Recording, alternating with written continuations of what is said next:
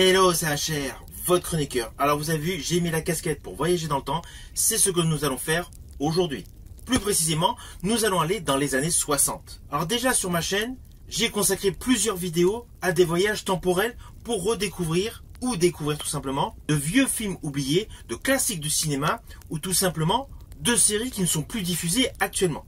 Parallèlement, je vais également présenter à plusieurs reprises des thèmes, des morceaux musicaux issus de scores de BO de films. Là, aujourd'hui, je vais mettre en exergue pour vous 10 génériques de séries des années 60 dans le registre de la SF et du fantastique. Alors, ma présentation des 10 séries est dans l'ordre inverse de mes préférences. Je vais commencer par le numéro 10 et je vais terminer par ma série SF des années 60 préférée, donc à la position 1. Cela n'empêche pas, je vous rassure, que j'étais fan des 10 séries que je vais vous présenter. Nous allons donc commencer par la 10e position avec la série Les Mystères de l'Ouest. Alors cette série mettait en avant deux agents secrets de la United States Secret Service, interprétés par Robert Conrad et Ross Martin. L'histoire avait un côté très voyage, avec l'époque du Far West nous présentant des grands méchants qui avaient des inventions totalement surnaturelles. Le premier épisode fut diffusé en 1965, plus précisément le 17 septembre, pour s'achever le 4 avril 1969. Cette série a eu un très beau succès et la musique, ce générique inoubliable, fut composée par Richard Markowitz.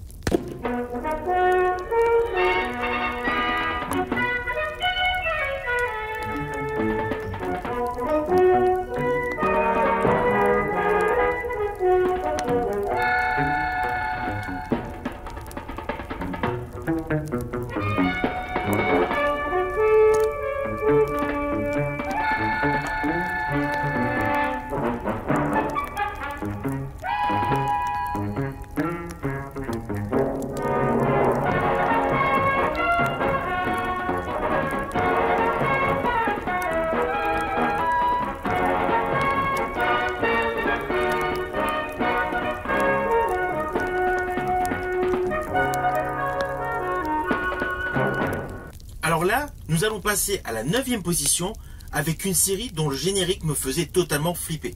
Je le trouvais totalement anxiogène. Il s'agit du générique d'Au-delà du réel, alias, dans sa version originale, The Outer Limits. Alors pourquoi je dis que c'était anxiogène, assez angoissant? Tout simplement à cause de la voix off qui nous précisait que nous n'avons plus du tout le contrôle de notre téléviseur. Et lorsqu'on est gosse, forcément cela fait flipper. Alors sachez que le premier épisode de cette série Au-delà du réel est sorti aux États-Unis en septembre 1963, alors qu'en France c'est arrivé des années plus tard, en juillet 72, 9 ans après. Mais bon, l'essentiel c'est qu'en France nous avons pu découvrir cette série de science-fiction avec une histoire complète à chaque épisode. Alors la grosse particularité de ce générique, c'est qu'en fait il n'y a pas réellement de mélodie, ce ne sont que des sonorités. Son compositeur Dominique Frontière a voulu faire quelque chose de totalement innovant et de ce fait, au jour d'aujourd'hui, cela reste un ovni dans le paysage des génériques de séries.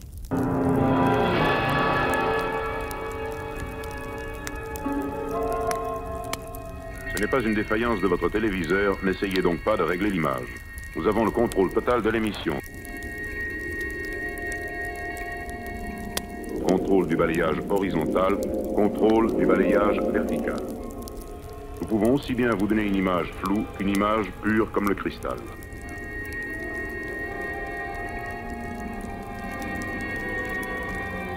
Pour l'heure qui vient, asseyez-vous tranquillement. Nous contrôlerons tout ce que vous verrez et entendrez. Vous allez participer à une grande aventure et faire l'expérience du mystère avec Au-delà du réel.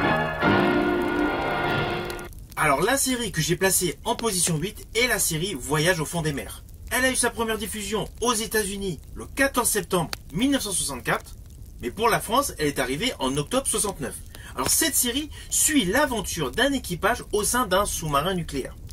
Alors pour la petite histoire, sachez que cette série Voyage au fond des mers est en fait un spin-off au film d'Irvin Allen, Le sous-marin de l'Apocalypse. Ceci dit, la majorité du casting de la série est radicalement différent du film. Il y a 2-3 personnages en commun.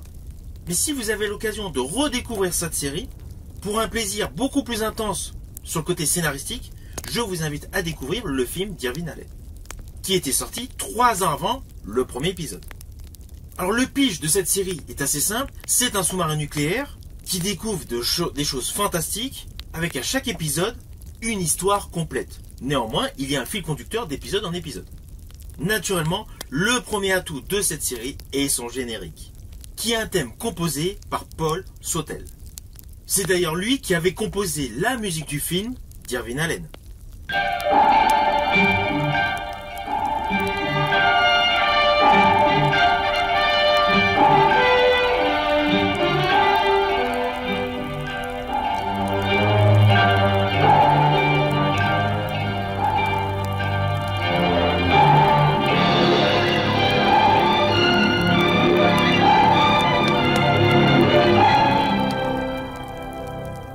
Alors, en position 7, je vais vous parler de la série Star Trek. En fait, la série précédente, Voyage au fond des mers, est une version aquatique de Star Trek. C'est pour cela que j'ai placé Star Trek juste après. Alors, Star Trek, c'est clair, c'est une série indémodable, c'est une série qui a passé des décennies. C'est une série qui a fait naître de nombreux films, de nombreux spin-offs et de nombreux dérivés, en termes de série. Mais l'aventure Star Trek a débuté aux États-Unis en septembre 1966. Et c'est là que vous allez vous rendre compte qu'il y a encore un sacré écart avec la France, car en France, la série n'est arrivée qu'en décembre 82. Là, vous voyez, le laps de temps, il est énorme. Alors, le pitch de base, il est connu de tout le monde, c'est le capitaine Kirk, avec son équipage, et notamment un personnage emblématique, Spock, qui sont à bord de l'Enterprise, un vaisseau qui leur permet d'aller aux confins de la galaxie pour y vivre de fabuleuses aventures. Et justement, pour accompagner ce côté magique, ce côté Discovery, le thème de cette série, composé par Alexander Courage, est totalement en adéquation avec le mystère.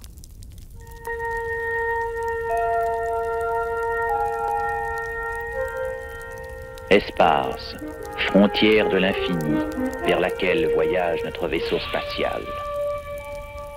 Sa mission de 5 ans, explorer de nouveaux mondes étranges, découvrir de nouvelles vies, d'autres civilisations, et au mépris du danger, avancer vers l'inconnu.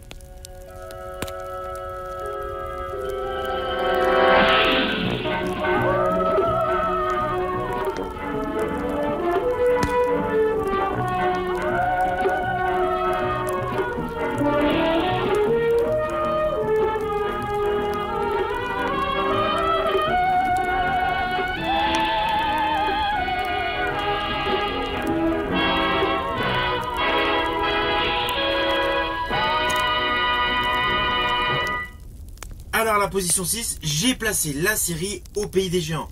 Une série totalement mystérieuse qui a un pitch extrêmement surprenant. L'histoire nous présente des membres d'équipage entre Londres et New York qui se retrouvent projetés dans une terre alternative peuplée de géants. Cette série a eu son premier épisode de diffusé aux États-Unis le 22 septembre 1968, mais a été diffusée en France qu'en 70.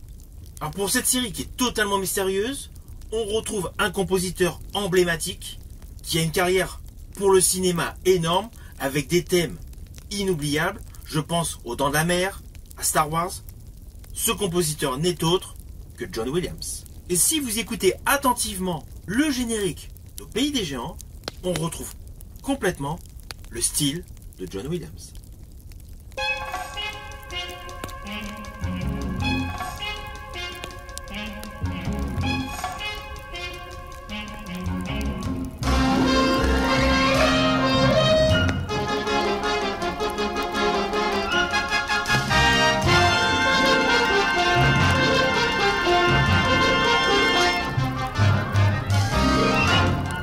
À la 5e position, j'ai placé la série La Famille Addams. Oui, là c'est un petit retour de quelques années en arrière, vu que le premier épisode a été diffusé aux États-Unis le 18 septembre 1964. Alors la particularité de cette série, c'est qu'elle est complètement décalée, nous présentant une famille où l'horreur a principalement sa place. C'est pareil, il y a eu beaucoup de remakes, beaucoup de versions cinématographiques, mais à la base, cette série a été totalement innovatrice. Lorsque gamin, on a découvert cette série bien après sa diffusion initiale, on a tous été marqués par le fameux chose totalement inoubliable. Et la musique du thème principal de la famille Addams est également inoubliable. Il fut composé par Vic Mizzy et celui-ci a essentiellement fait des scores pour des séries horrifiques. À la position 4, j'ai placé une série qui est sortie un an après la famille Addams. Il s'agit de Perdu dans l'espace. Oui, vous dites, mais Perdu dans l'espace, c'est beaucoup plus récent sur Netflix. Mais en fait, peu de personnes le savent, que la série disponible sur Netflix, qui a déjà 3 saisons, est en fait un remake de la série de 1965. Et d'ailleurs, il y a eu également un remake live pour le cinéma. Mais bon, cette série de 1965, forcément, a une trame assez similaire à ce que vous avez pu découvrir dans la série diffusée sur Netflix, et son thème, faisant office de générique, fut composé par un certain John Williams, que j'ai présenté tout à l'heure. À la seule différence, c'est que son thème, il a coécrit avec Alexander Courage.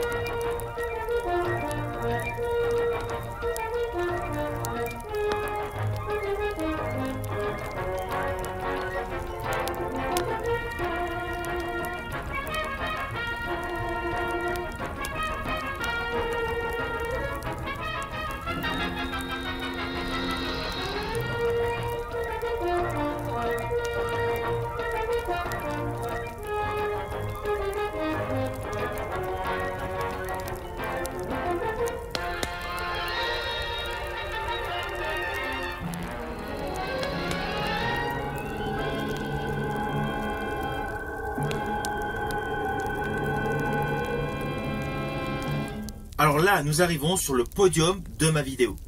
Nous commençons naturellement par la 3e position. Il s'agit de la série The Twilight Zone, alias la 4e dimension. Alors le pitch de cette série est ultra classique, il est connu de tout le monde. Chaque épisode nous permet de découvrir un côté mystérieux, un côté fantastique, un côté angoissant de ce qui nous entoure. Chaque épisode a une histoire complète, des acteurs différents. Seul fil conducteur entre tous les épisodes, le présentateur, avec une explication totalement anxiogène et surtout des images flippantes nous présentant une porte qui s'ouvre dans l'espace. Forcément, pour accompagner ces images chocs pour l'époque, il y a eu un thème musical extrêmement spécifique. Un thème musical qui n'est absolument pas démodé aujourd'hui. Et celui-ci fut composé par Bernard Herrmann, le compositeur de la musique Psycho, pour la première saison, puis il fut agrémenté par un compositeur français, Marius Constant.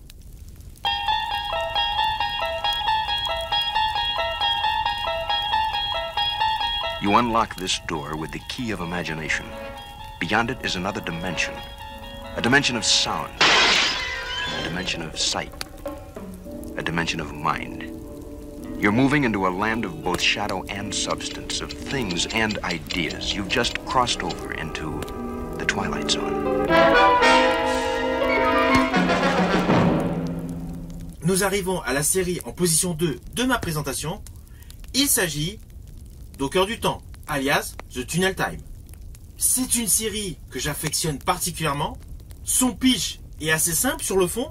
Nous découvrons donc un duo de scientifiques qui, à la suite d'une expérience au cœur du chronolgir, un espèce de tunnel qui permet de voyager dans le temps, ils se retrouvent perdus à chaque épisode, à une époque différente, et de surcroît, sur un site historique ou un site où il s'est déroulé quelque chose d'important.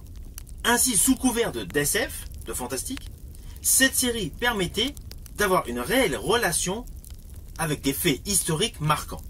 Son premier épisode fut diffusé en septembre 1966 aux États-Unis et en France. Là, pour une fois, le décalage était beaucoup plus court. Son premier épisode fut diffusé en octobre 1967. Et pour cette série donc extraordinaire, nous retrouvons justement le compositeur John Williams. C'est là qu'on peut remarquer que John Williams a marqué les génériques de séries des années 60, avec principalement 3 séries extrêmement populaires: Au pays des géants, Perdu dans l'espace et Au cœur du temps.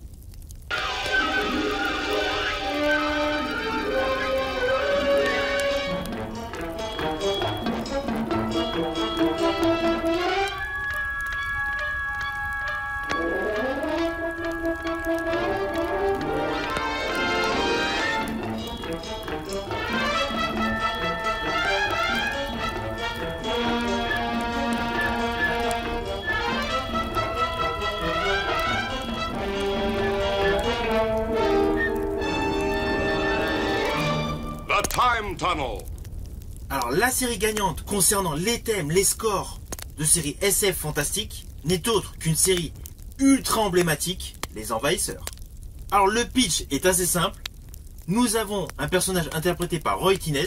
Un soir, alors qu'il est fatigué, il prend un chemin qui n'était pas du tout celui prévu à la base et il découvre que les envahisseurs sont sur Terre. Alors la grosse particularité du générique de cette série, Les Envahisseurs, est naturellement l'intro.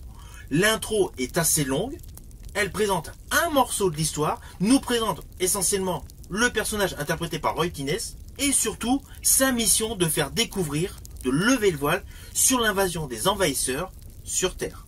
Le thème de cette série fut composé par Dominique Frontière et toujours concernant cette série, comme pour la série Au cœur du temps, alias The Tunnel Time, il y a eu peu de temps entre la diffusion américaine et la diffusion française. Aux États-Unis, la série est sortie en janvier 67. En France, la série est sortie en septembre 1969. Cette série offrait pas mal de plans séquences assez innovants qui nous permettaient de découvrir les envahisseurs, notamment le petit doigt, le fait de regarder face au soleil sans plisser les yeux, voilà, c'était les signes distinctifs des envahisseurs et naturellement leur évaporation sur le sol. Mais avant de découvrir tous ces petits détails dans la série, nous avions un générique totalement réussi.